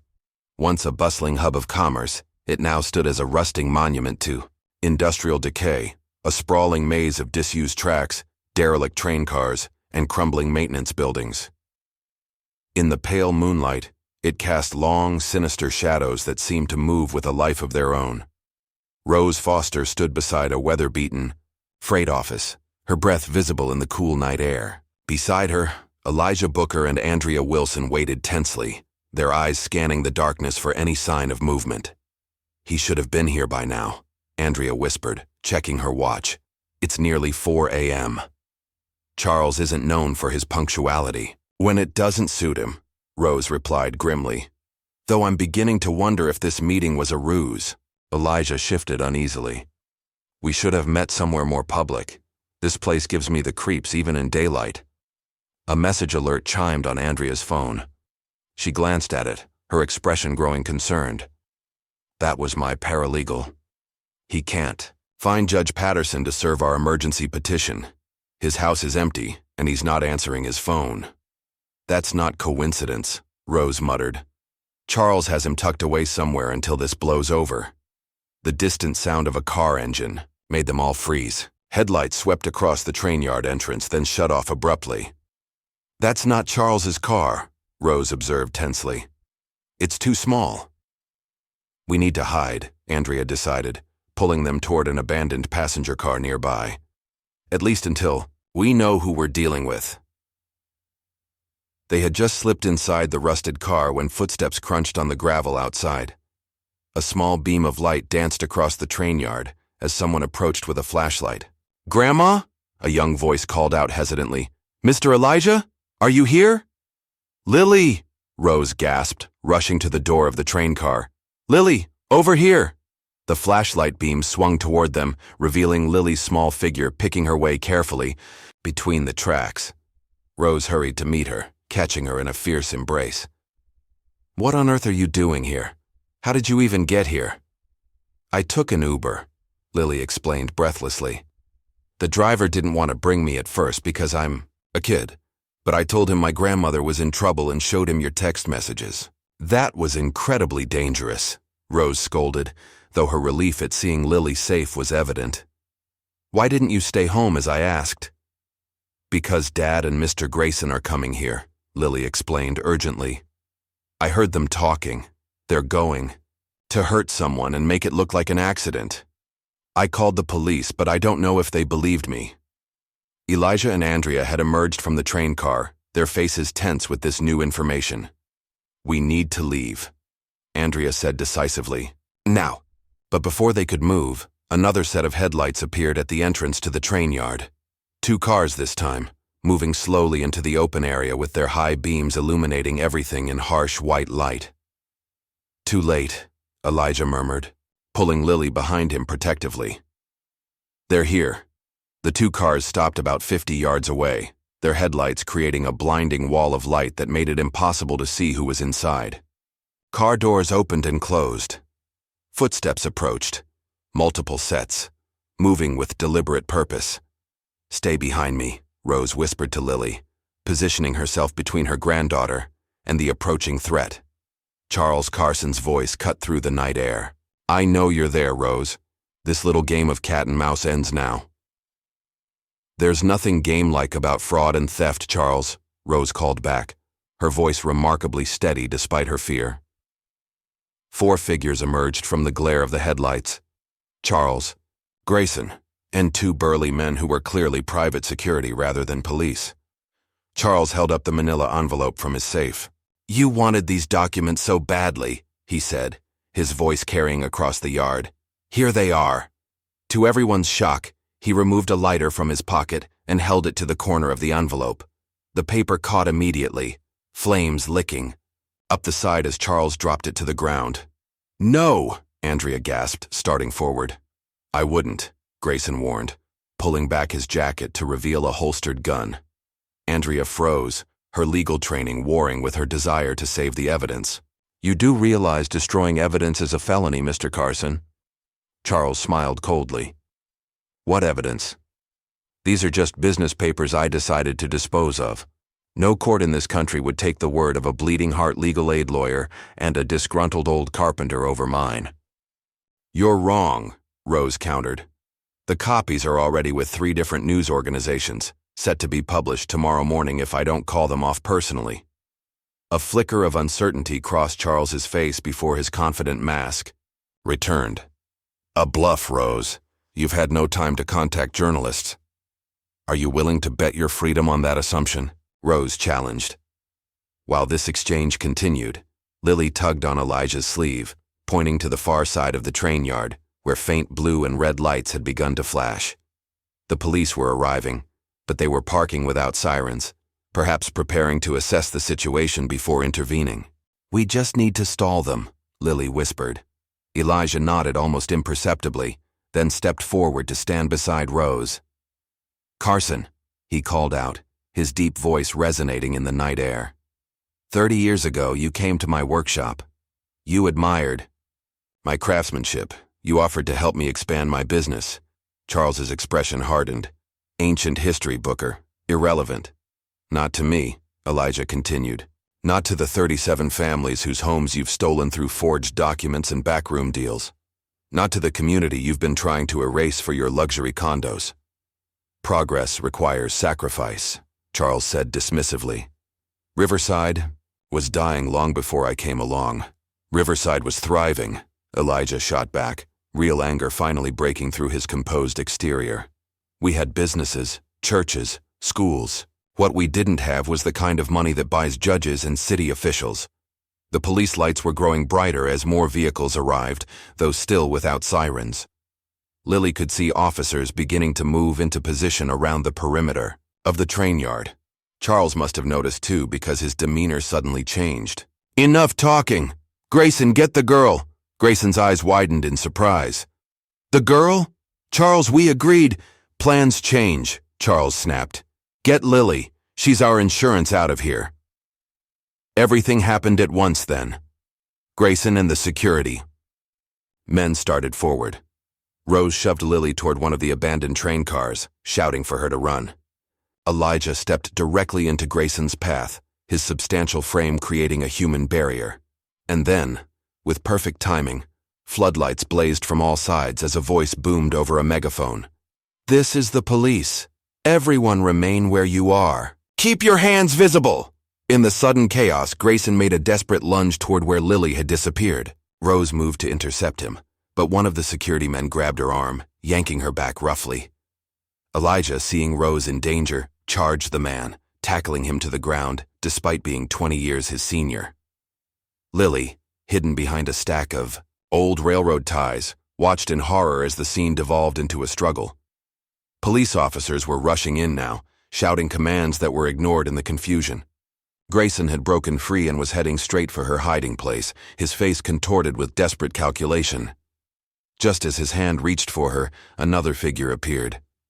Victoria Carson, her normally perfect hair disheveled, her designer. Clothes replaced by jeans and a sweater Lily had never seen her wear. Don't you dare touch my daughter, Victoria hissed, positioning herself between Grayson and Lily. Grayson faltered, clearly shocked by her appearance. Victoria, what are you doing here? Cleaning up the mess you and my husband have made, she replied coldly. It ends tonight, Grayson. Charles had noticed his wife's arrival and was pushing past a police officer to reach them. Victoria, what the hell do you think you're doing? Victoria turned to face her husband, her voice steady and clear. The right thing, Charles. Finally. You're choosing them over me? Over everything we've built? Charles's voice was equal parts rage and disbelief. I'm choosing our daughter, Victoria replied. I'm choosing not to be the villain in her story. It was the last thing anyone expected, least of all Lily, who had never seen her mother stand up to her father before. The distraction gave the police the opening they needed. Within moments, officers had separated everyone, securing Grayson and the security men in handcuffs, while others created a perimeter around Charles. Charles Carson, the lead officer announced formally. You're under arrest for conspiracy to commit assault, destruction of evidence, and obstruction of justice. More charges may follow pending investigation. As they read him his rights, Charles's gaze locked onto Victoria's. You'll regret this, he promised quietly. When the money runs out and your friends abandon you, you'll remember who gave you everything. Victoria met his gaze without flinching. No, Charles, you didn't give me everything. You took the parts of me that mattered most. My integrity, my compassion. Well, I'm taking them back tonight. As the police led Charles away, Lily emerged from her hiding place and ran straight into Victoria's arms. To her surprise, her mother held her tightly, something she hadn't done in years. I'm so sorry, Lily, Victoria whispered, stroking her daughter's hair. I've been blind for so long, so afraid of losing the life I thought I needed. You knew, Lily said quietly, about what Dad was doing to Mr. Elijah and the others. Victoria, nodded, shame evident in her eyes. I knew enough to suspect, and I chose not to look closer. It was easier to believe your father's version of progress than to confront the truth. What changed your mind? Rose asked, joining them with Elijah and Andrea close behind. Lily did, Victoria admitted. Watching her stand up for what's right, despite everything. It woke something in me I thought was long dead. She turned to Elijah. Mr. Booker, I can't undo the harm Charles has caused, but I promise you this. I will do everything in my power to make it right. Elijah studied her, face searching for sincerity. That's a start, Mrs. Carson, a good start. Andrea Wilson stepped forward, her attorney's mind already sorting through the legal implications.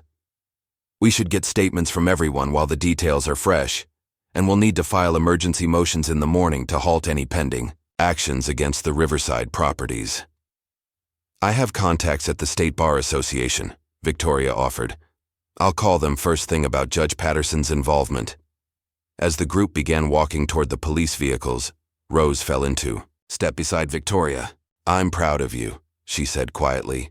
It takes tremendous courage to recognize when you're on the wrong path. Victoria glanced at her mother, years of tension lingering between them.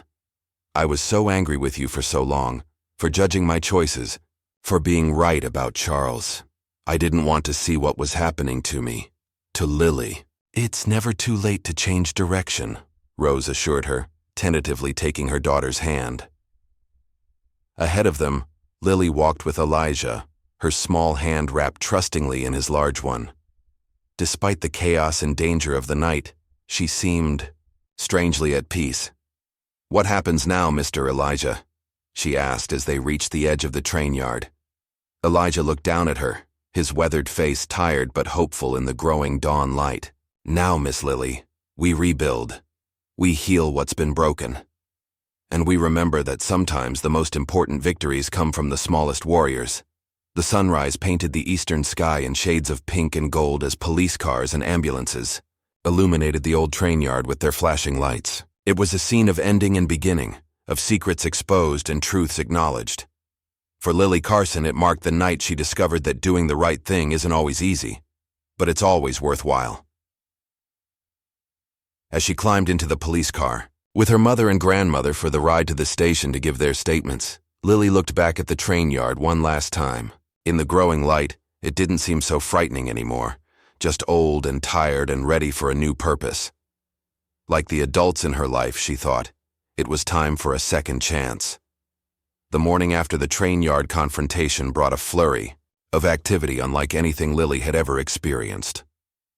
Police officers filled the mansion's ornate living room, collecting evidence from Charles's study and taking statements from Victoria, Rose, and, with special care and a child advocate present, from Lily herself.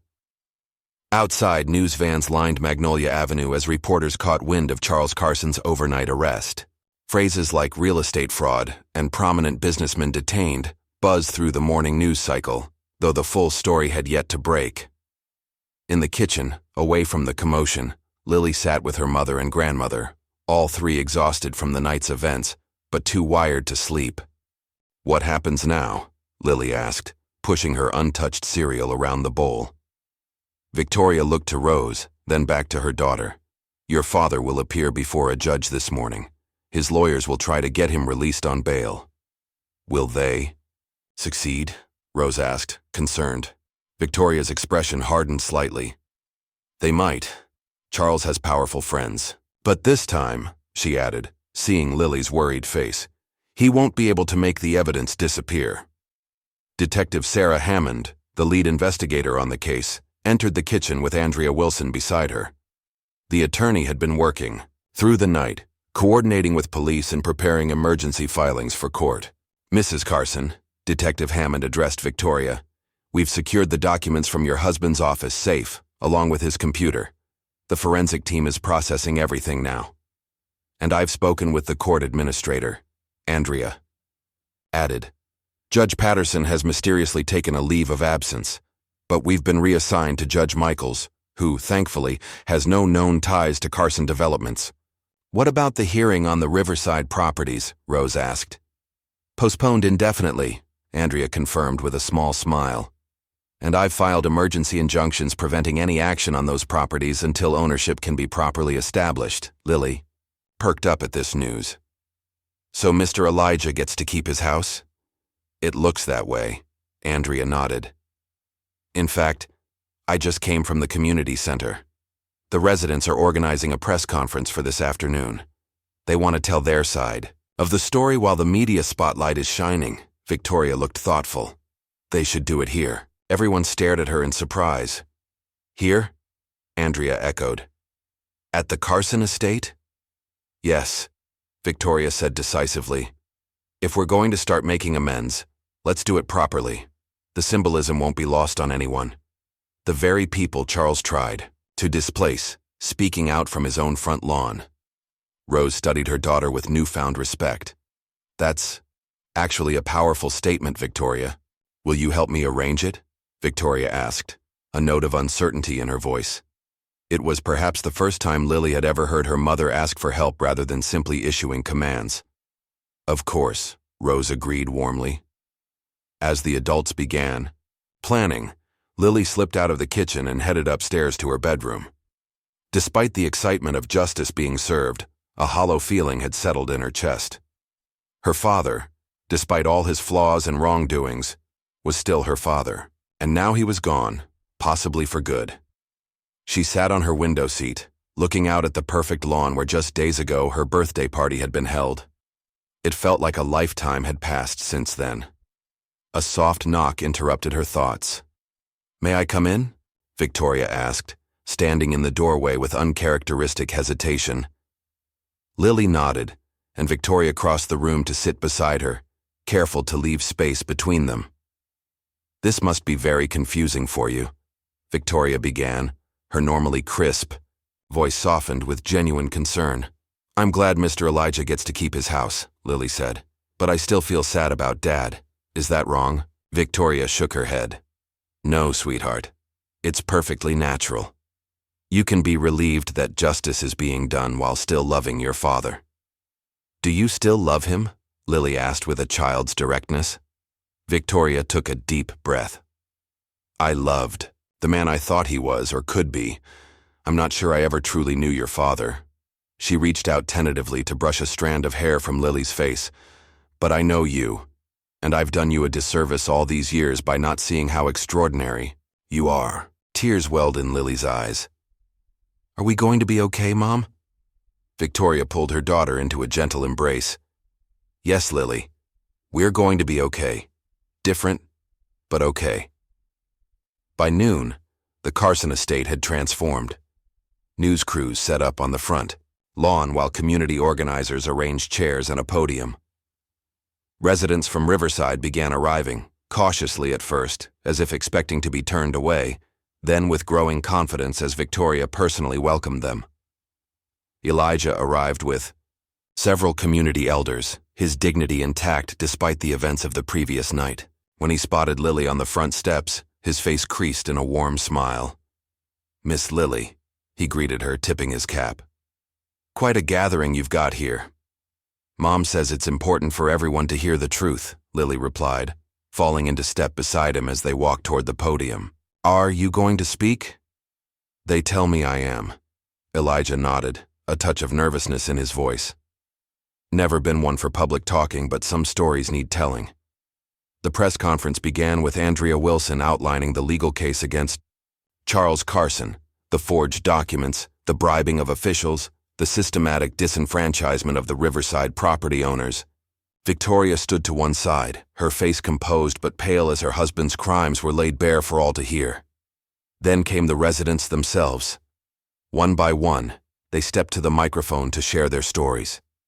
Mrs. Jackson, who had raised 6 children in her Riverside home and had been fighting an eviction notice for 2 years.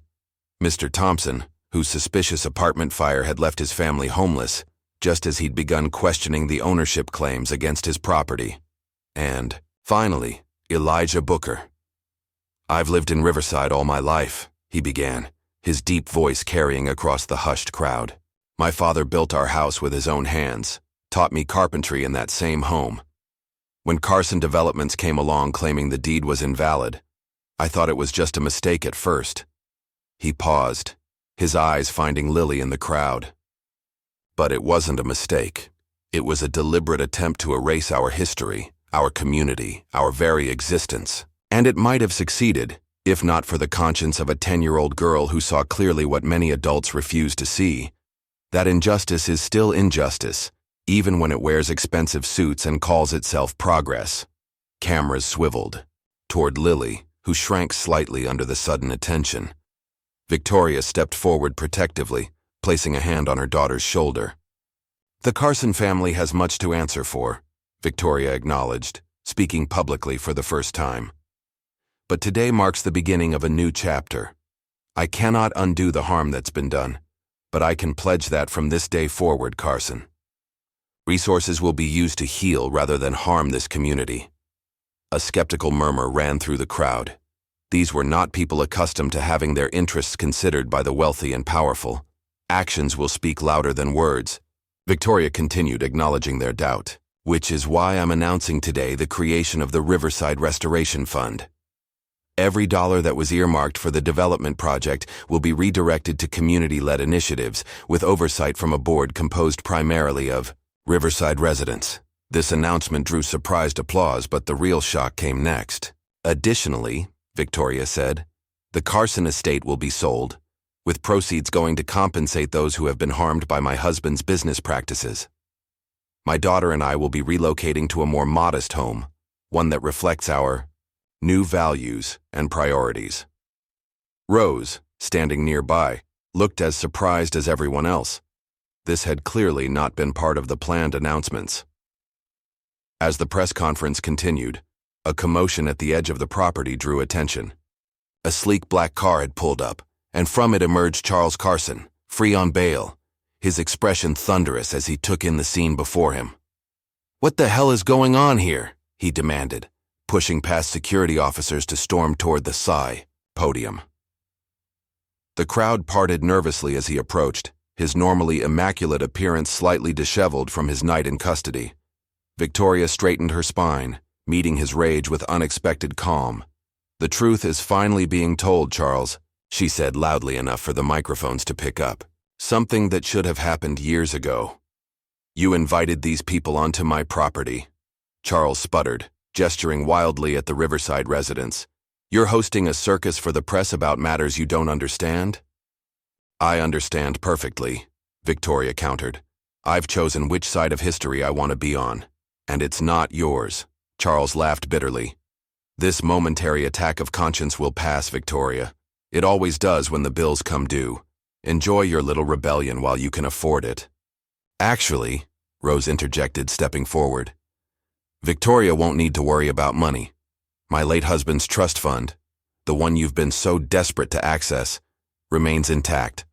And as of this morning, I've amended the terms to bypass you entirely, ensuring Victoria and Lily will be well provided for regardless of the outcome of your legal troubles." Charles's face contorted with fury. He lunged toward Rose only to be immediately intercepted by security personnel and police officers who had been monitoring the situation. "You'll regret this," he shouted as they restrained him. "All of you. I built this family. I built this empire." "On stolen land and broken promises," Elijah commented quietly, but the microphones caught it, and a ripple of affirmation spread through the crowd.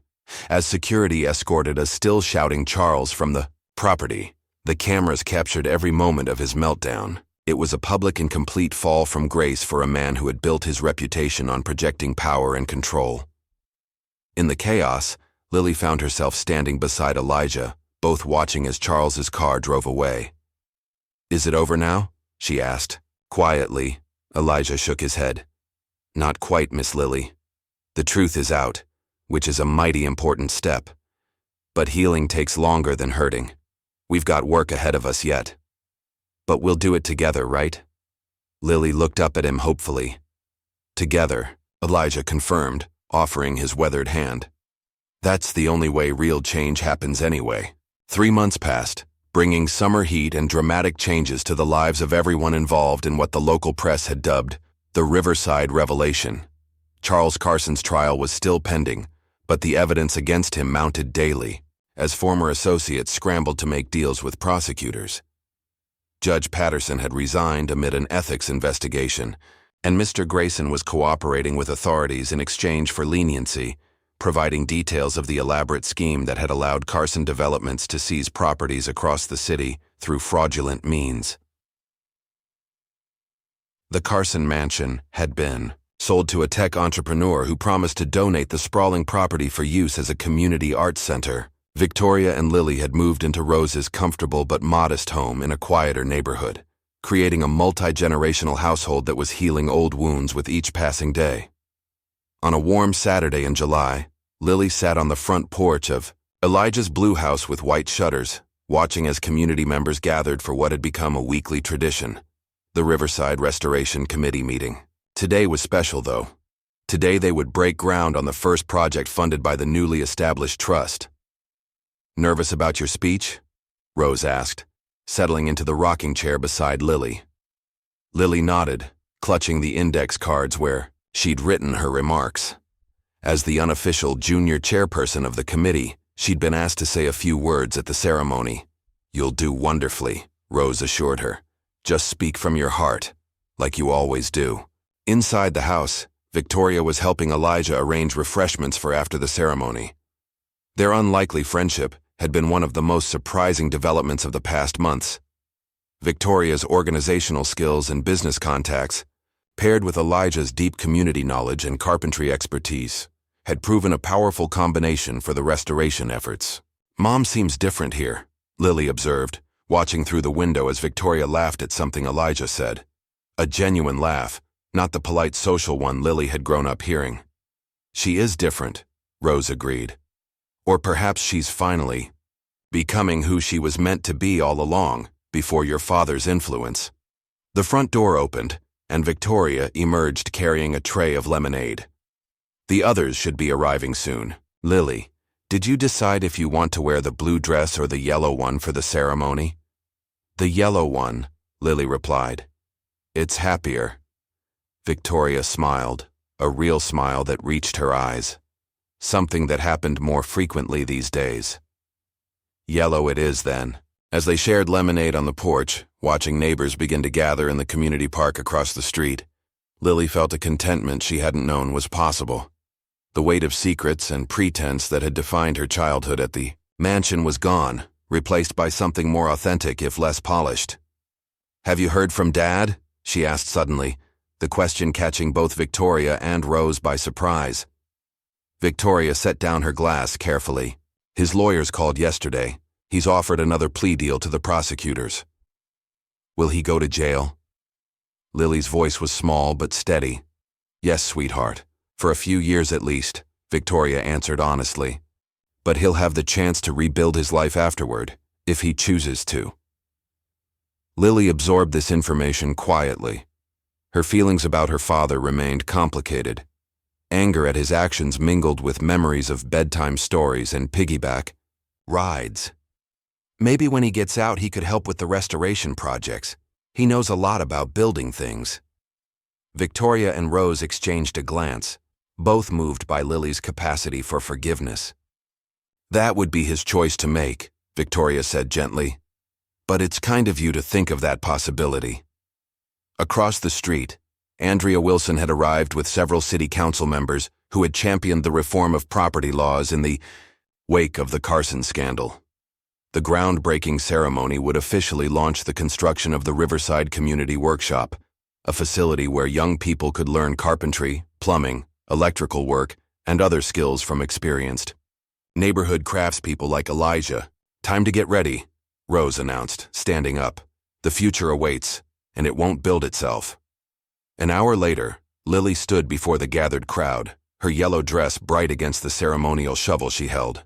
Beside her, Elijah beamed with pride as Victoria adjusted the microphone to Lily's height.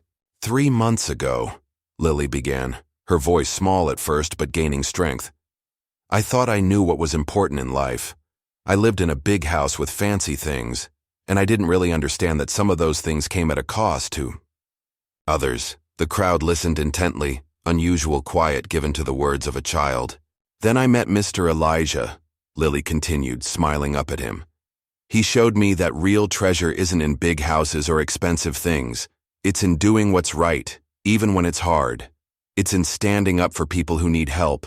It's in building things that last, like friendships and communities.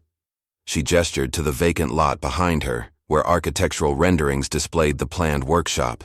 This place is going to help kids like me learn how to build things with their hands. Mr. Elijah says that when you build something yourself, you understand its value better. I think that's true for communities too. When we build them together, we value them more. Victoria blinked back unexpected tears as she watched her daughter speak with a wisdom beyond her years. Rose squeezed her hand supportively. So today we're not just breaking ground for a building, Lily concluded. We're continuing to build our community, and I'm really happy to be part of it. Thank you. Applause erupted as Elijah stepped forward, with Lily, both pushing the ceremonial shovel into the earth to officially begin the project.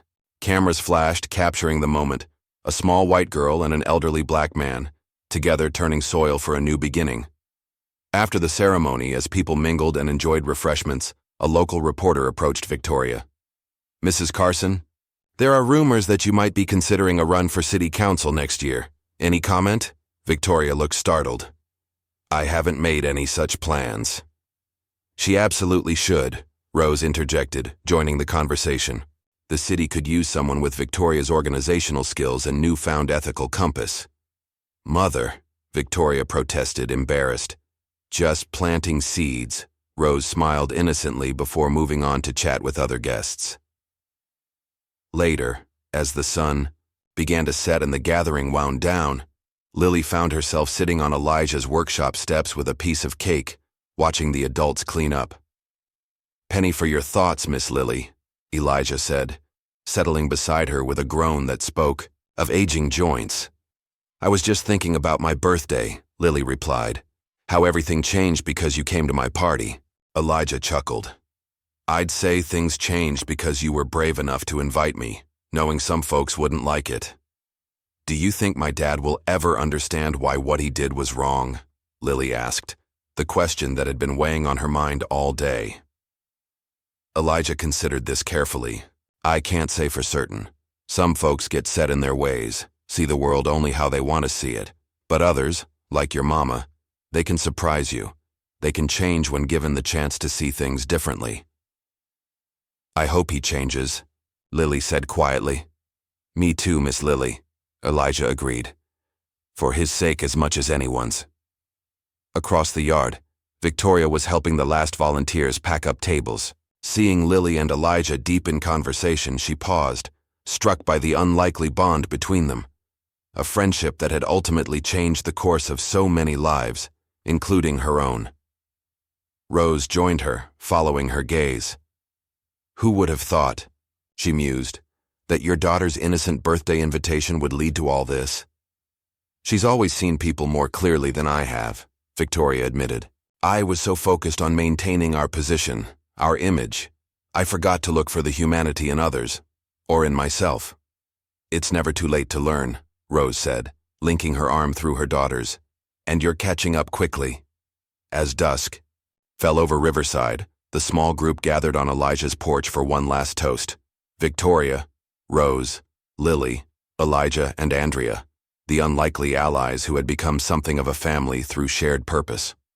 To new beginnings, Andrea proposed, raising her glass. And to remembered lessons, Elijah added.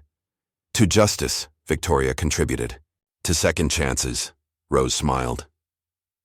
Lily thought for a moment before adding her own toast.